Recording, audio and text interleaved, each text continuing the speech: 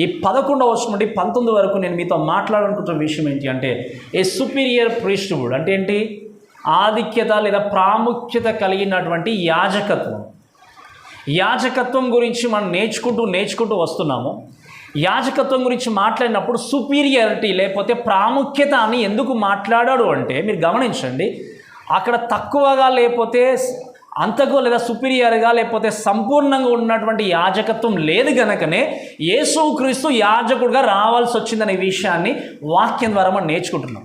ఇక్కడ మనం 11వ వచనం మీరు దయచేసి గమనించండి. మీరు చూడండి, 11 నుండి 14వ వచనం వరకు చూస్తే ఇంపర్ఫెక్ట్ ప్రీస్ట్హుడ్ అంటే ఏంటో తెలుసా మీకు? ఇంపర్ఫెక్ట్ అంటే మనకు తెలుసు. ఇంపర్ఫెక్ట్ అంటే ఏంటి చెప్పండి? అంటే సంపూర్ణము కానటువంటిది.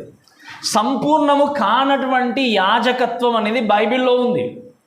సంపూర్ణము కానటువంటి యాజకత్వం అనేది ఇక్కడ 11వ వచనం నుండి 14వ వచనం వరకు ఇక్కడ భక్తుడు మనకు క్లియర్గా నేర్పిస్తూ, అసంపూర్ణమైనటువంటి యాజకత్వం ఉన్నది గనక సంపూర్ణమైనటువంటి యాజకత్వము ఏంటో తెలుసుకొని ఆ యాజకత్వములో యాజకుని యొక్క ఆధీనంలో ఉండి మనం నడవాలి అనేటువంటి విషయాన్ని ఈ వాక్యం ద్వారా దేవుడు మనకు తెలియజేస్తూ వస్తున్నాడు. ఆ సంపూర్ణమైన యాజకత్వం మనకు తెలియాలి అంటే అసంపూర్ణమైన యాజకత్వము ఎందుకు అసంపూర్తిగా ఉంది అనే విషయం కూడా మనకి తెలియాలి. తెలియకపోతే సంపూర్ణము ఇది, అసంపూర్ణము అనేది మనం అర్థం చేసుకోలేము.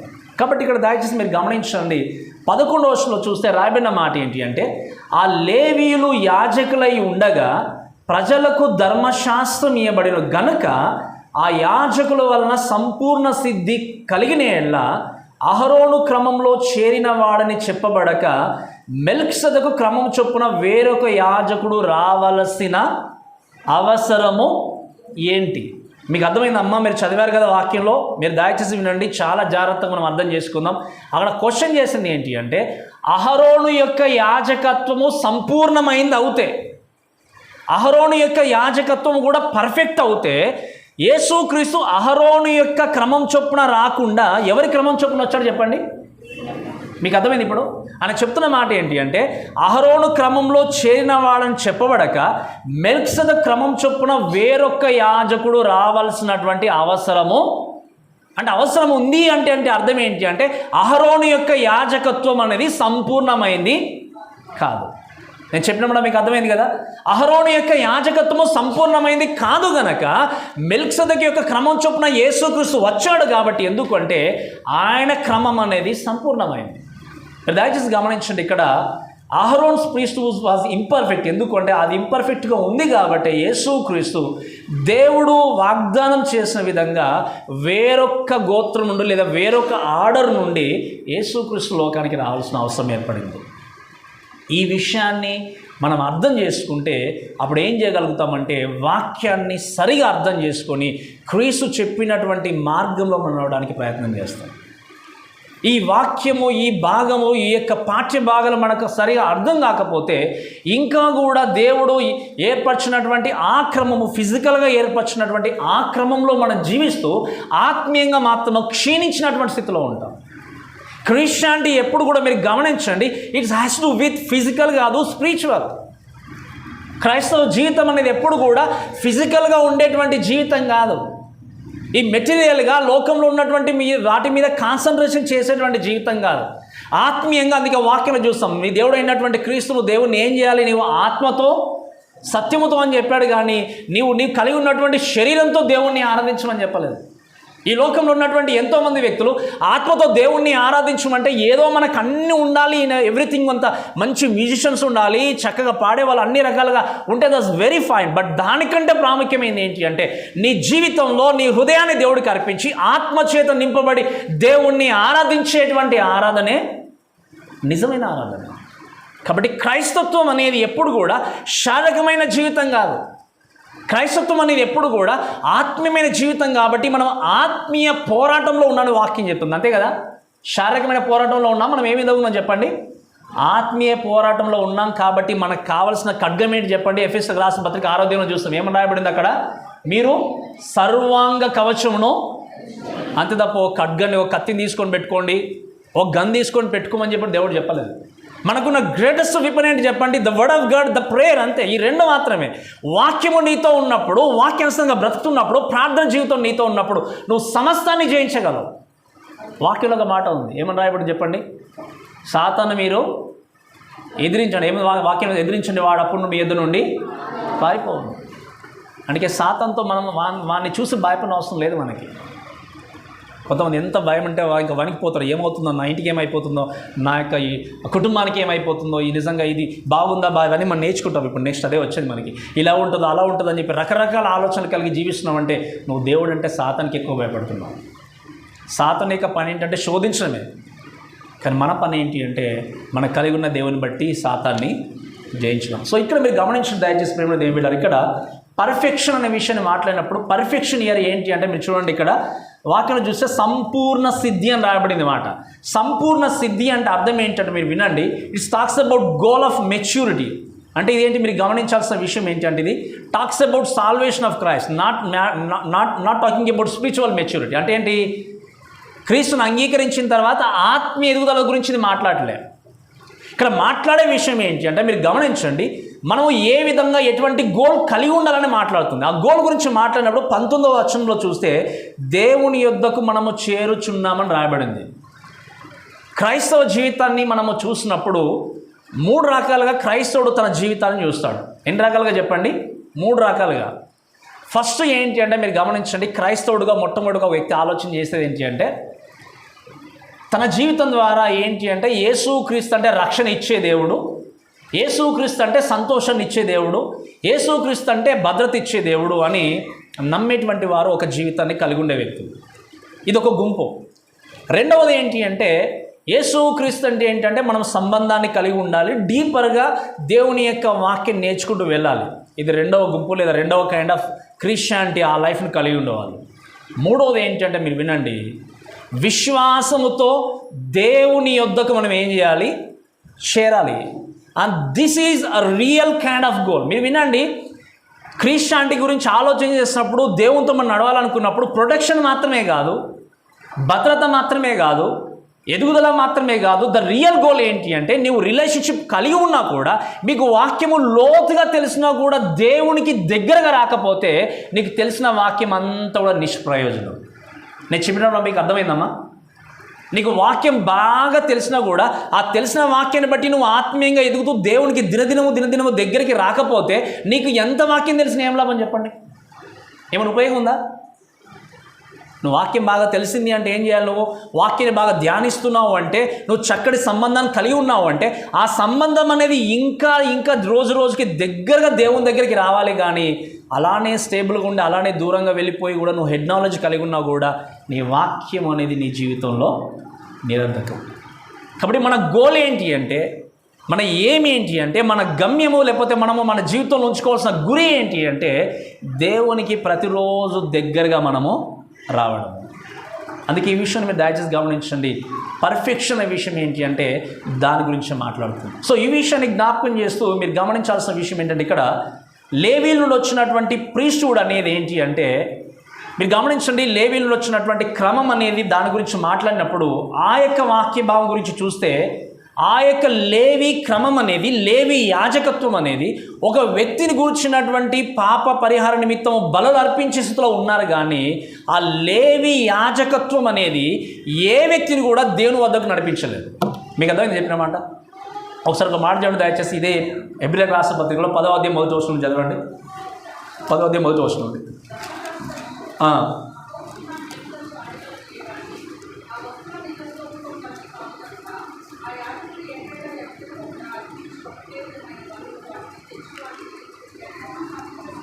వినండి, ఇక్కడ చూస్తే ధర్మశాస్త్రము రాబోచున్న మేళ్ళ ఛాయగల దియ కానీ ఆ వస్తువుల నిజస్వరూపం గలది కాదు గనక ఆ యాజకుడు ఏటేట ఎడతెగకుండా అర్పించు ఒక్కటే విధమైన బలులు వాటిని తెచ్చువారికి ఎన్నన్నో సంపూర్ణ సిద్ధి కలుగా జేయ. మీ మాట మీకు అర్థమైంది కదమ్మా? పాత నిబంధనలో అర్పించేటువంటి బలి క్రమం అనేది ఏ వ్యక్తికి సంపూర్ణ సిద్ధి, ఇది నా మాట కాదు. ఎక్కడ రాయబడింది చెప్పండి? ఎక్కడ రాయబడింది? బైబిల్లో రాయబడింది. ఏ వ్యక్తికి సంపూర్ణ సిద్ధి అనేది కలగజేయదు. ఈ విషయాన్ని అర్థం చేసుకున్న వ్యక్తి క్రొత్త నిబంధనలో ఉన్నటువంటి విశ్వాసంగా క్రీస్తు యొక్క యాజకత్వాన్ని అంగీకరించి ఆయన యొక్క నడవడికలో కొనసాగుతాడు. ఆయన యాజకత్వాన్ని గుర్తెరగినటువంటి వ్యక్తి ఇంకా కూడా తన ఇష్టానుసారంగా తాను ఏం చేస్తాడంటే తాను వెనుకకు వెళ్ళేటువంటి స్థితిలో ఉంటాడు. అందుకే మీరు వినండి, లెవిటికల్ ప్రీస్ట్హుడ్ అనేది could not provide full access to God.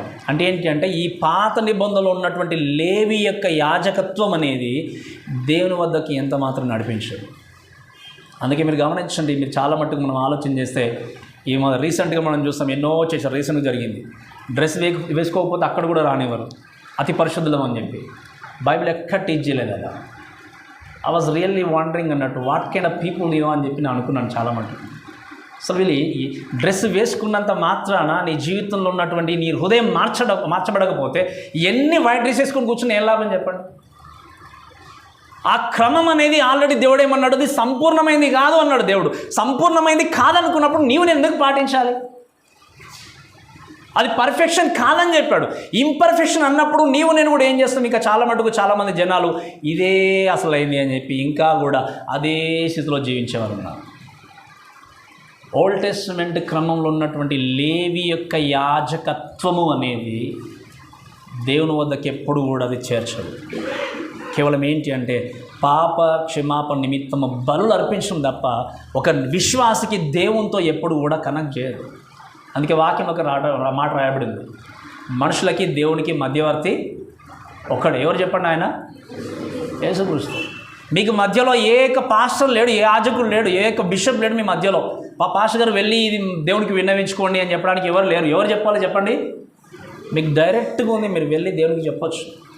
ఎందుకు పాస్టర్ గారు ఉన్నారంటే మిమ్మల్ని గైడ్ చేయడానికి, వాక్యానుసారంగా ప్రొటెక్ట్ చేయడానికి, సరైన వాక్యాన్ని బోధించడానికి.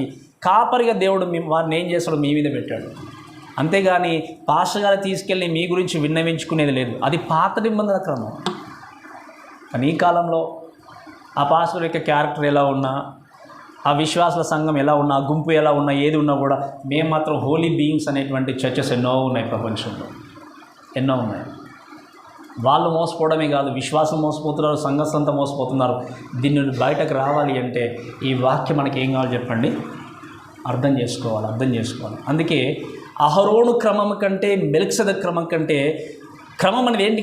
అక్కడ చూస్తే వారి యొక్క యాజకత్వము కంటే యేసుక్రీస్తు యొక్క యాజకత్వం అనేది ఉన్నతమైంది, ప్రాముఖ్యమైంది అనే విషయాన్ని ఇక్కడ భక్తుడు మనకు నేర్పిస్తూ వస్తున్నాడు. అందుకే ఇక లెవిటికల్ ప్రీస్ట్హుడ్ గురించి మాట్లాడినప్పుడు చూడండి, ఈ లెవిటికల్ ప్రీస్ట్హుడ్ బీయింగ్ చేంజ్ అంటే చేంజ్ ఆల్సో లా. వాక్యంలో చూస్తే ఏమని రాయబడింది అంటే మీరు చూడండి, అక్కడ ధర్మశాస్త్రము అంటే 11వ వచనంలో ధర్మశాస్త్రం ఇవ్వబడిన గనక ఆ యాజకుల వలన సంపూర్ణ సిద్ధి కలిగిన ఏళ్ళ అహరోను క్రమంలో చేరిన వాడని చెప్పబడక మెల్కిసెదెకు క్రమం చొప్పున వేరొక యాజకుడు రావాల్సిన అవసరం ఏమి? ఇదియుగాక 12వ వచనం, యాజకులు మార్చబడిన ఏళ్ళ ఆవశ్యముగా యాజక ధర్మము సహా ఏం చేయాలి?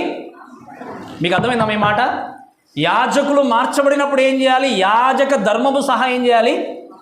మీరు అనుకోవచ్చు, ఒక డౌట్ రావచ్చు, పాస్టర్ గారు లాను చేంజ్ చేస్తామంటే లాను దేవుడు కొట్టేసాడు. వాక్యం ఏమని రాయబడింది?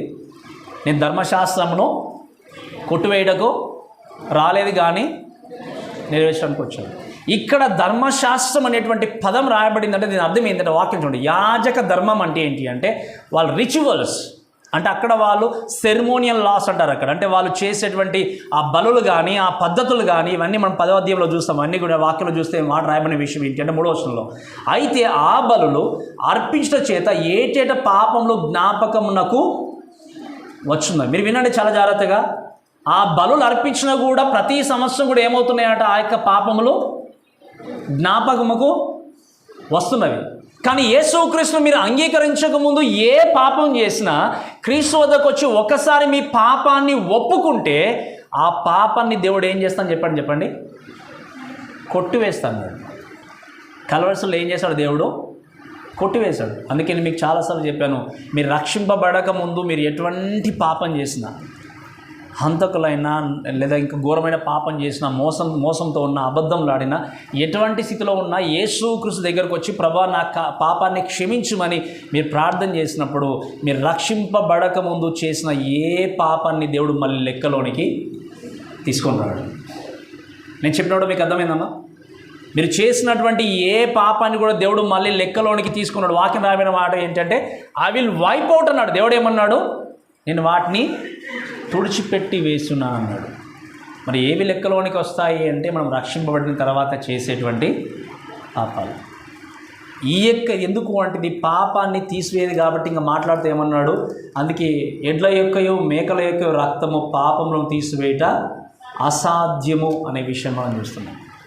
లేవీయులు ఎన్ని అర్పణలు అర్పించినా, ఎన్ని మేకలను అర్పించినా, ఎన్ని గొర్రెలను అర్పించినా, ఎన్ని రకాలుగా వాళ్ళు అక్కడ అన్నీ అర్పించినా కూడా ఆ రక్తము పాపక్షమాపణ లేదా పాపాన్ని తీసివేయడం అనేది అసాధ్యం. కాబట్టి అది అసంపూర్ణమైనది, సంపూర్ణమైనది కాదు.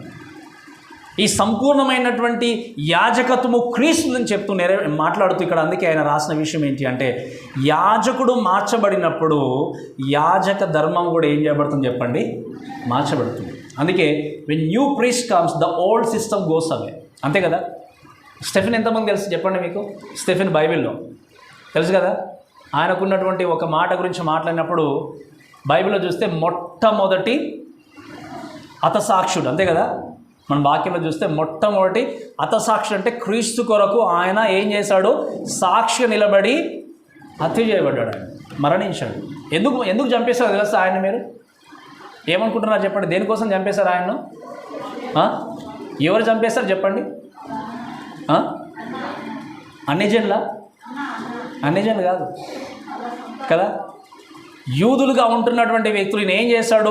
ఈ దేవాలయంలో మీరు యాజక ధర్మాన్ని కొనసాగిస్తూ ఏ విధంగా అయితే ఓల్డ్ టెస్టమెంట్ ప్యాటర్న్ మీరు పాటిస్తూ ఓల్డ్ సిస్టాన్ని కొనసాగిస్తున్నారు కాబట్టి ఇది సరి అయింది కాదు అని ఆయన నిలబడ్డప్పుడు, ఆయన బోధించినప్పుడు అక్కడ ఉన్నటువంటి యూదులు, ఈ యొక్క ప్రధాన యాజకులు అందరూ కూడా ఏం చేస్తారంటే ఆయన రాళ్లతో కొట్టి ఏం చేశారు?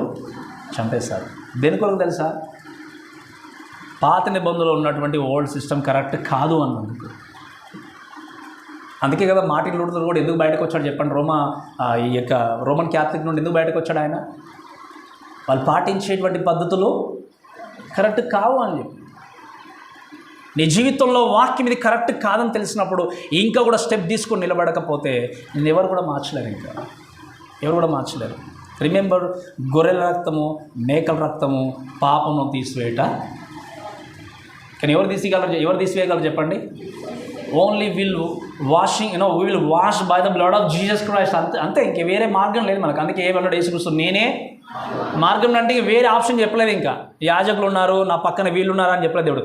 నేనే మార్గం అంటే ఇక దేవుడే, ఇంకా ఎవరు లేరు. ఏమన్నాడు వాక్యంలో?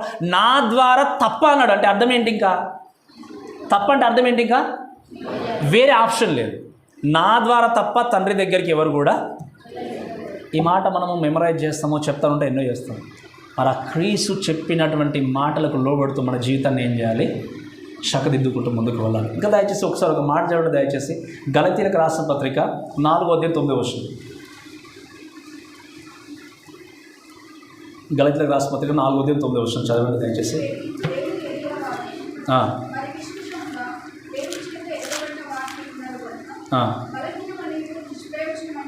వినమ్మ, బలహీనమైనవి నిష్ప్రయోజనమైనవినైనా మూల పాఠంలో తట్టు మరలా మీరు తిరగనేలా. అంతే కదా?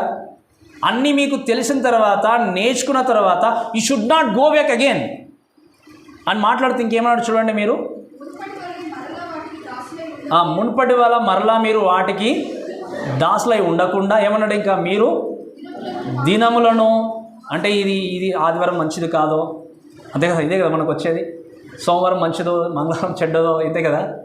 అందుకే మీకు చాలాసార్లు చెప్పాను, పాస్టర్ గారు చెప్తూ ఉంటారు నిజంగా ఉన్నాయంటే ఇక్కడ వాక్యం చెప్పింది. ఏమని రాయబడి చెప్పండి? దినములను. ఏప్రిల్ మాసం మంచిదే కదా, మంచిదేనా కదా? ఏముంది వాక్యంలో? మాసంలోను. ఇంకేం రాయబడింది చెప్పండి? ఉత్సాహకాలంలోను. ఈ పండగ సీజన్ మంచిది కాదేమో, ఆ పండగ సీజన్ మంచిదేమో. ఇంకేం రాయబడింది చెప్పండి? సంవత్సరంలో ఆచరించుచున్నారు, మీ విషయమై నేను పడిన కష్టము వ్యర్థమైపోవునేమో అని మిమ్మల్ని గూర్చి భయపడుచున్నాను. అపోస్తలుడైనటువంటి పౌలు ఏమన్నాడు చెప్పండి? ఇంతకాలం మీతో పడినటువంటి ప్రయాసం అంతా వ్యర్థమైపోయి నేను భయపడుచున్నాను. ఎందుకంటే మీరు మరలా కూడా ఏం చేస్తున్నారు? అక్కడికి వెళ్ళిపోతున్నారు. ఈరోజు మంచిదో కాదో, ఈ నెల మంచిదో కాదో, ఈ ఉత్సవం మంచిదో కాదో, ఈ పండగ ఈ టైంలో ఇది చేయకూడదు అది చేయకూడదు అని చెప్పి రకరకాల ఆప్షన్స్ పెట్టుకొని, మనకు తెలుసు ఆ రోజే గృహప్రవేశం చేయాలి, ఆ రోజు ఇంట్లోనే ప్రార్థన ఉండాలి, ఈ రోజు మాత్రం ఉండాలని ఇంకా బ్రతున్నాము అంటే అపోస్తలుడైన పౌలు ఏమన్నంటే, మీకోసం నేను పడిన ప్రయాసం అంతా కూడా వ్యర్థమైపోతుందని చెప్పి నేను ఏం చేస్తున్నాను, భయపడుచున్నాను. ఇటువంటి సిచ్యువేషన్ నుండి, ఇటువంటి పరిస్థితి నుండి మనం బయటకు రావాలి. ఇంకా అక్కడ జీవించడానికి వీల్లేదు.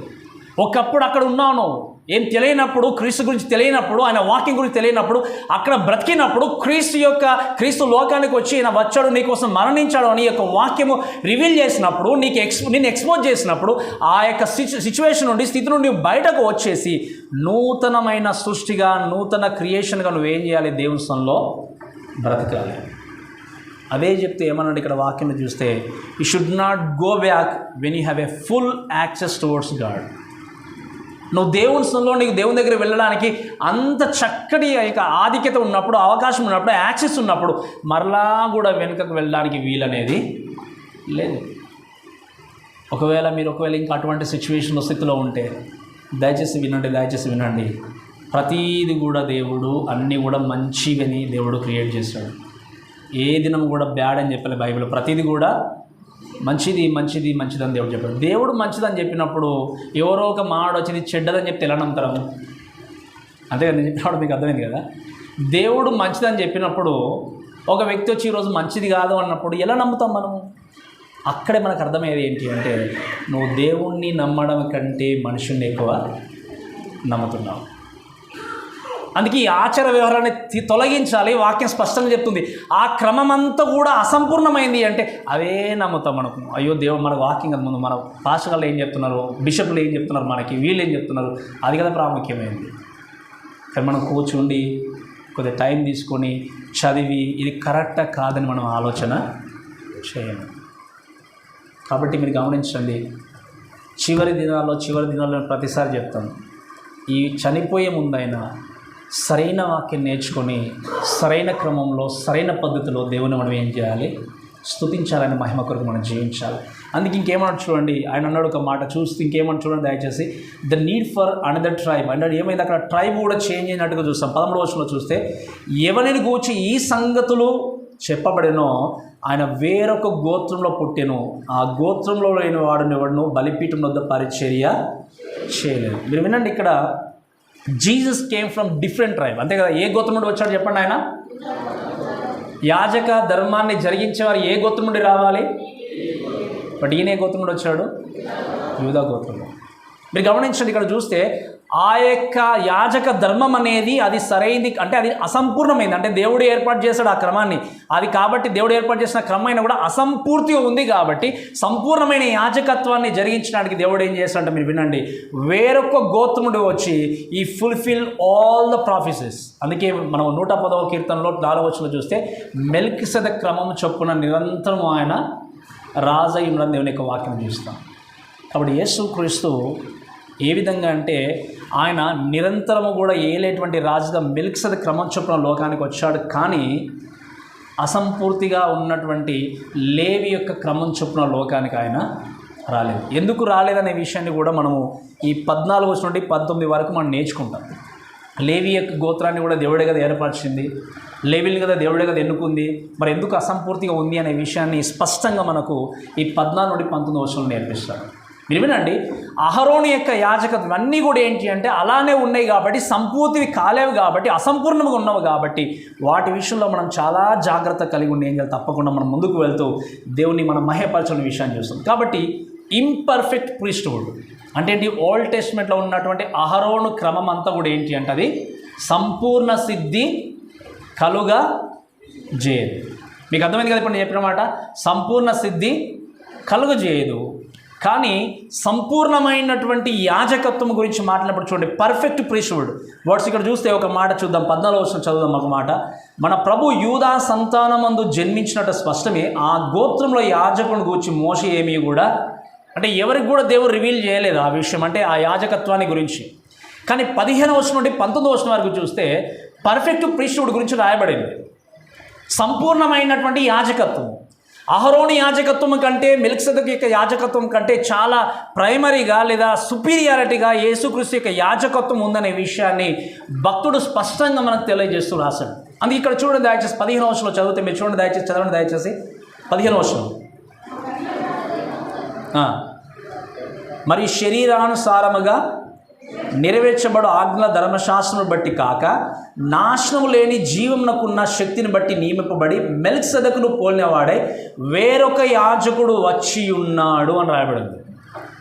పర్ఫెక్ట్ ప్రీస్టుడు.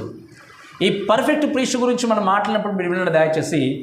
ఏ సుపీరియర్ ప్రీస్ట్ అనుకున్నప్పుడు మనము ఇదే 15వ వచనం చూస్తే ఒక మాట రాయబడింది. ఏంటి అంటే మీరు చూడండి, అక్కడ వేరొక యాజకుడు వచ్చి ఉన్నాడు. వేరొక అన్నప్పుడు అనదర్, ఇంగ్లీష్లో రాయబడిన వర్డ్ ఏంటి అంటే అనదర్. ఈ యొక్క పదాన్ని గురించి మనం మాట్లాడినప్పుడు మీరు చూడండి, ఇక్కడ గ్రీక్ భాష గురించి మనం క్లియర్గా, అందుకే నేను గ్రీక్ గురించి ఎందుకు చెప్తానో మీరు నేర్చుకుంటే మీకు అర్థమవుతుంది.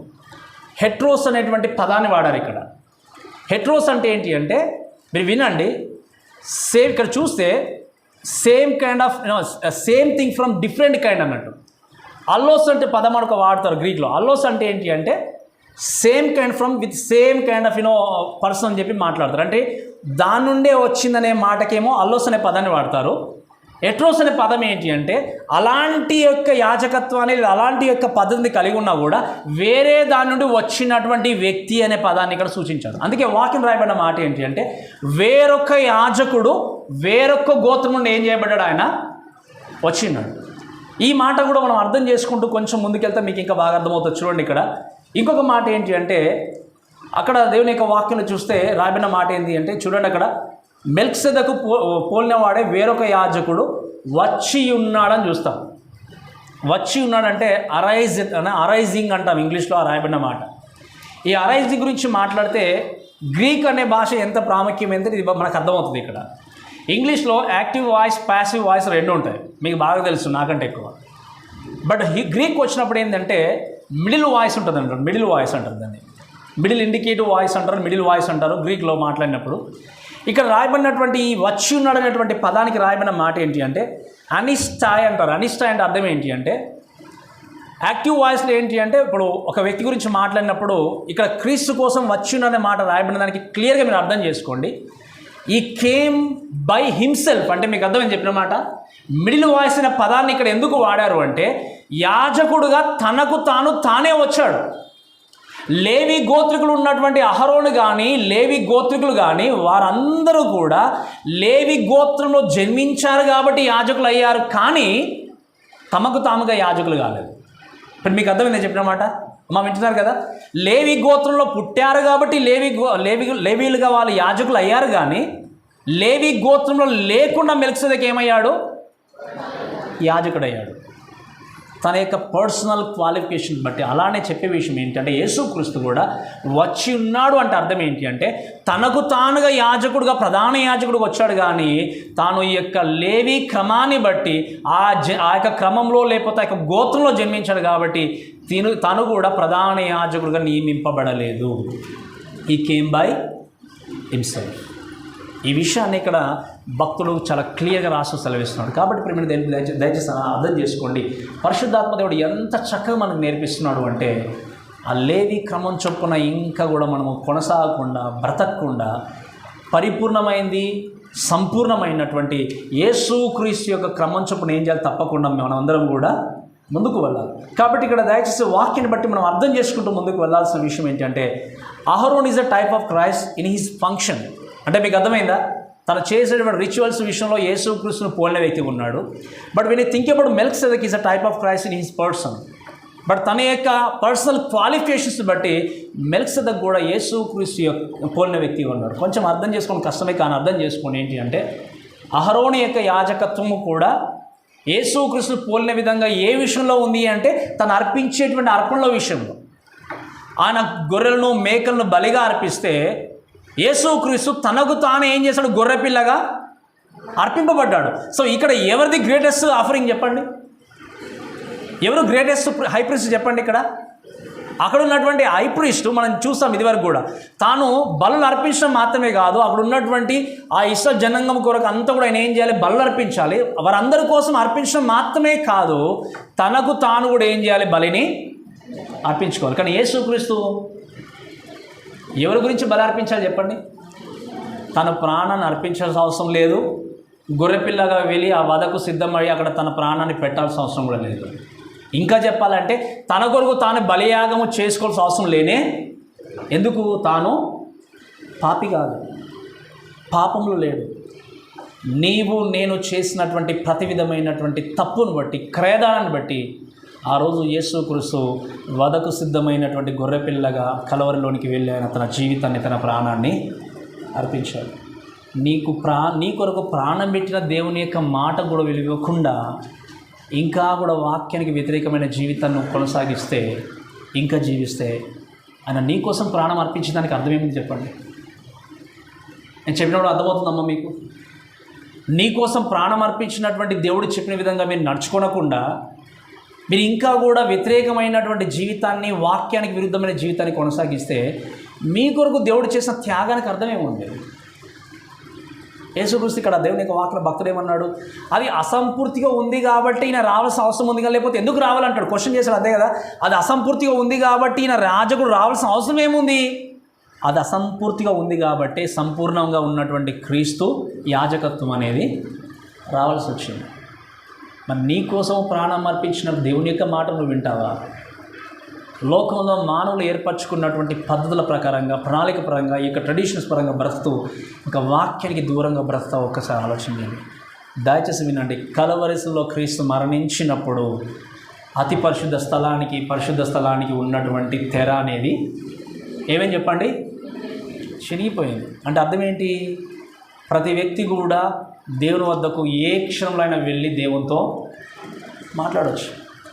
కానీ ఇప్పుడున్నటువంటి ఎన్నో సంఘాలు ఇంకా కూడా అదే పద్ధతిని పాటిస్తూ, అదే విధంగా ఉంటూ ఇంకా కూడా దూరంగా బ్రతుకున్నారు. అందుకే అదే విషయాన్ని జ్ఞాపకం చేసేటువంటి Christ fulfils the type of Aaron and Melchizedek. So ఇక్కడ యేసుక్రీస్తు ఏమయ్యాడంటే సుపీరియర్ ప్రీస్ట్గా ప్రజెంట్ అయ్యాడంటగా చూస్తాం. ఇక్కడ చూస్తే 17వ వచనంలో చూస్తే ఒక మాట ఏముంది అంటే, అదే 15వ వచనంలో చూస్తే, మరియు శరీరానుసారంగా నెరవేర్చబడు ఆజ్ఞల ధర్మశాస్త్రం బట్టి కాక అన్నాడు. ఏమన్నాడు చూడండి అక్కడ, శరీరానుసారముగా నెరవేర్చబడు ఆజ్ఞల ధర్మశాస్త్రం బట్టి కాక నాశనం లేని జీవమునకున్న శక్తిని బట్టి నియమింపబడ్డటువంటి మెల్కిసెదెకు పోలిన వాడిన వేరొక యాజకుడు ఏమయ్యాడు? మీకు అర్థమైందా చెప్పిన మాట?